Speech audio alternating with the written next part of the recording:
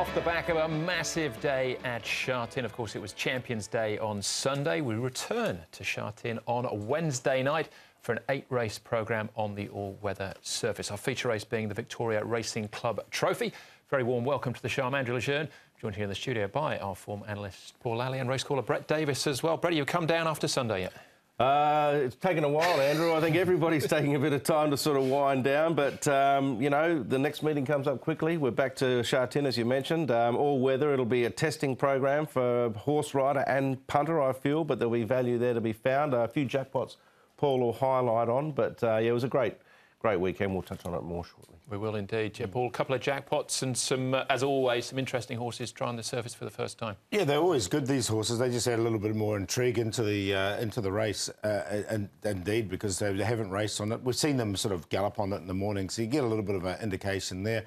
1.9 million into the triple trio, so that's a good one. And also, there's 4 jackpots, first 4 and quartet merge pools, 600,000 going into races 2, 4, 6, 8. Yeah. Easy to remember. Excellent. All right, so we'll get into the programme in a second, but let's look back on the highlights from Sunday first. It was Champions Day with Ed Sadler. Champions Day at Sha Tin brought together the best from Hong Kong plus 4 overseas challengers in 3 Group 1 contests. The highlight was Pakistan Star finally fulfilling his potential as the quirky galloper landed the QE2 Cup. Pakistan Star clear from Goldmount into second. Eagle Way, Pakistan Star, he's moody, he's mercurial, but today he's magnificent. Pakistan Star blitzes them in the QE2. We could show the public his true ability.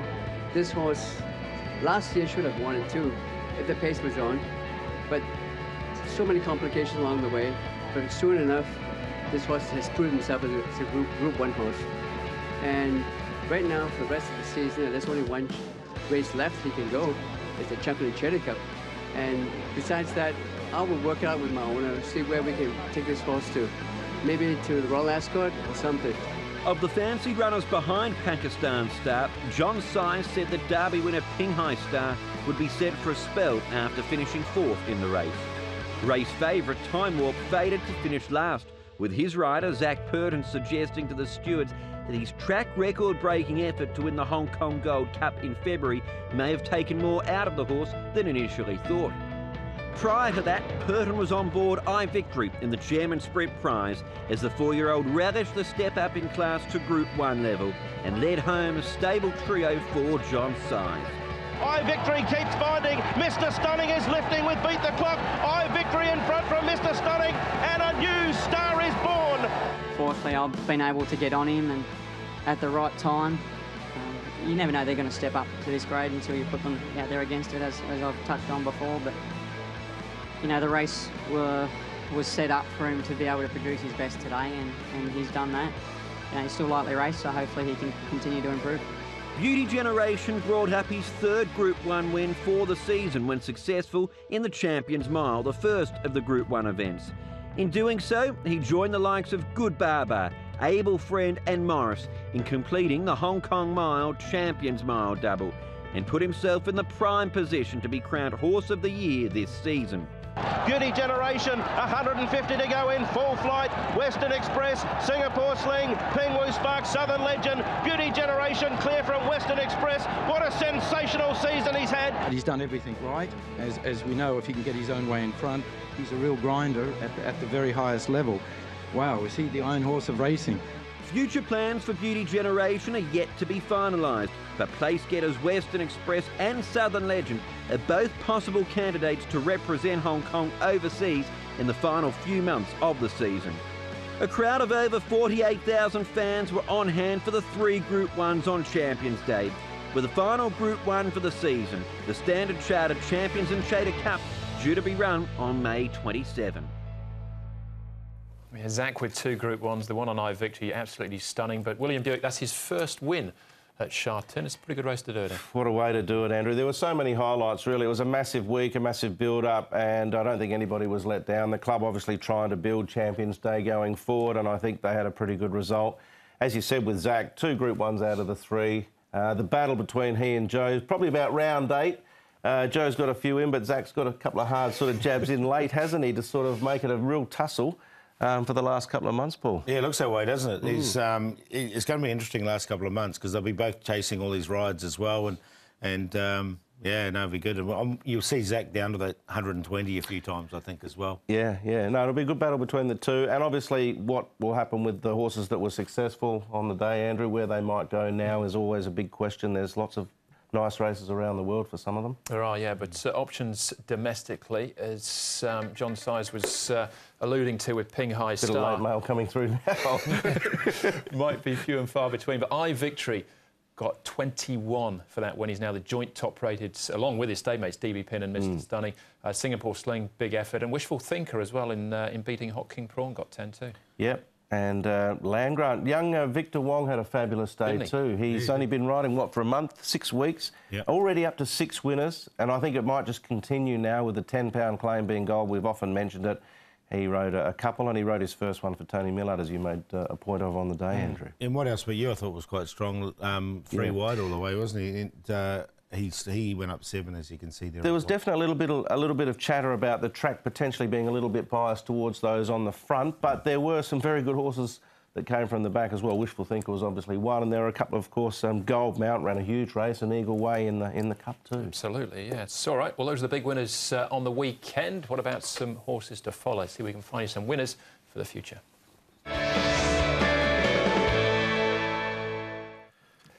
Lots of first starters on the weekend then, Paul. Who particularly took your eye? Well, I'm going to go with one of those first starters, a horse called Villa Fon. He got really well back, as you can see. Now, on the rail was definitely the place to be here, and you can see he was wide. He came down the outside, and I thought he really hit the line really nicely for a good debut 6th. He'll improve a lot coming out of this particular contest. This was obviously only his first start here in Hong Kong, and I thought the way he hit the line, it was a really good run. He's not the biggest horse around. I think he was about 990 odd pounds, but you can see him. He was making the eye-catching finish there and finished just out of the places. The other one there, Sebfire, ran well, but unfortunately he bled. So that was a real pity. But you're right, Paul, he really caught the eye, didn't he, Villa Fion? I'm going to go with one that's exposed, but I thought he ran well. You suggested he'd run a bit of a race too, Andrew, and I thought he did, and he's better known for his efforts generally at Happy Valley. So Nitro Express, I think he might be worth following. David Ferraris has had a good season, plenty of winners.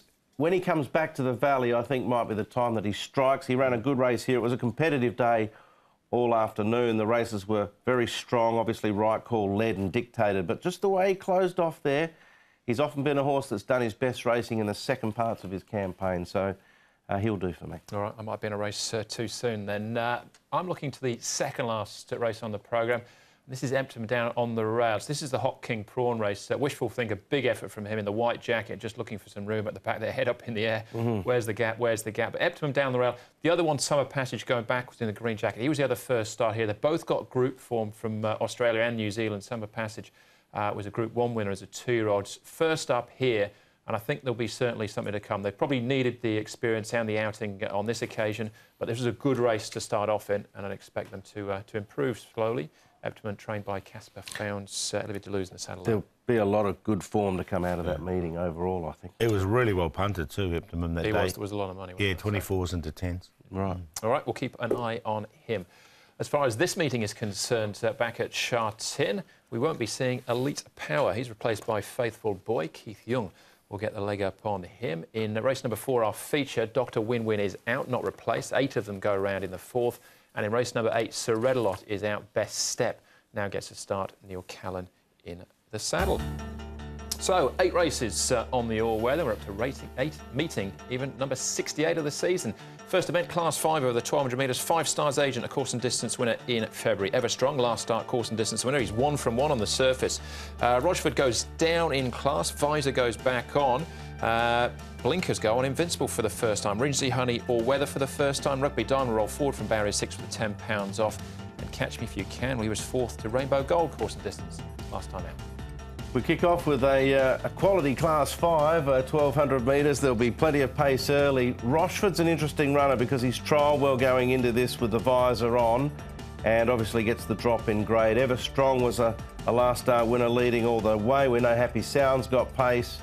There'll be some good speed here. There will be no loafing early, Paul. No, it looks that way, doesn't it? Here is Everstrong. Now, he's come out of that win last time really nicely and he's going very well. as you said, he led all the way on that occasion, and you can see he's really striding out nicely. So he's taken no harm from it. Jack Wong will be change of jockey now. Jack Wong will be on. Will take £5 off. His jockey on that day was Zach Purden. He's going to be riding Fantastic Fabio. He's got barrier 1. He looks good here in the mornings. He's just doing what he has to do without really being pushed out. But Zach does know this horse pretty well. I thought Catch Me If You Can's work hasn't been too badly. He's sort of one that's going to be at a big price as well. Getting right down in the ratings, rating 19 now. But it's 4th behind Rainbow Gold. Wasn't too bad last time, so he's a little bit of form now. All right, well, that's the race we're going to start with, in actual fact. The Rainbow Gold win, not in this race, but Fantastic Fabio finished second. Happy Sound, Catch Me If You Can. And Acturiot's that's 5 Stars agent as well out the back. He's going backwards, though. Yes, he is. It's interesting with Fantastic Fabio. His best efforts have actually been on tracks like this one we're looking at here. He obviously finished second. Rainbow Gold had his measure. Catch Me If You Can, I thought, battled on quite OK. Acturiot wasn't far away. These Class 5 gallopers often take each other on regularly. They don't sort of move to any other areas of class, do they? So maybe Fantastic Fabio might be the pick of the bunch because he'll get a lovely sit behind the speed. Yeah, I got him. And there'll be different track conditions. Yeah, it'll be drier, definitely. A lot drier, well, hopefully, on tomorrow night. Plus, it's a night meeting, so there's a few changes there, but he ran well enough. All right, OK.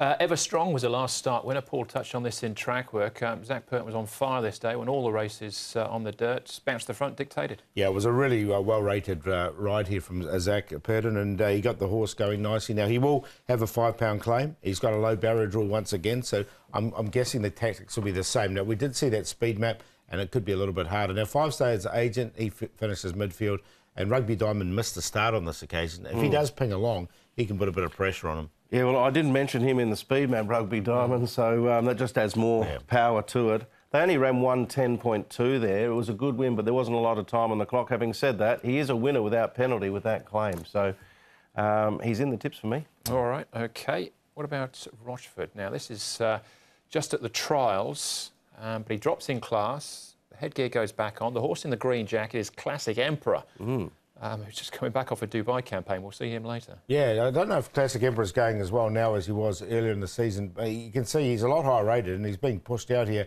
And Rochford definitely at his measure here. He's been downgraded. The visor goes on. I think he could be tough to beat in this race. So, yeah, I'm going to side with him. I'm not sure, to be honest. That suggests he's clearly capable. And if you look at his best runs on the dirt, he's clearly capable too. There's just a lot of pace around him. So that worried me a little bit. You'll probably have to take an under with Joe aboard. He could win it, but I didn't sneak him in. Yeah, he's been over 100 to 1 on his last 2 starts. He's come up $4 here, Paul. But you think he's the most likely winner? I think he is. I think they've been sort of waiting for him to get. He's now into this downgrade. It's going to be a lot easier for him. And Joe Moreira jumps aboard, so significant jockey change there as well. So with that all being said, I'll put him on top to beat Fantastic Fabio. He's not going to get the sloppy track like he got the other day, but he still races consistently on it. Everstrong went really nicely. And the one at value I put in is the Invincible. He's got blinkers on for the first time. He's by Rip Van Winkle. He's had 2 starts on the all-weather and has failed at this stage. But from barrier number 3, I think he should get a nice run. So he's the one I put in the exotics for value. 5, 4, 3, 6, but I think 5 will win the race. I'm not against him, Rochford. I just was worried about all of the pace around him initially. That could potentially bring him undone, but it's an easier race and he's obviously trialled well leading in. I went 4, 3, 10, 9. Fantastic Fabio, Everstrong, Rugby Diamond. Corre Rapido, I think, might run a little bit of a cheeky race. Blinkers going back on. But I'll be playing a trio. Bank of the 4 and then throw in 3, 5, which is Rochford, and then the 9 and 10. Exotics might be the way to go. All right. I'll be with Rochford. We've missed the price, but this might be his race all the same. All right, one race down. We'll take a short break, come back with a second. That's up next.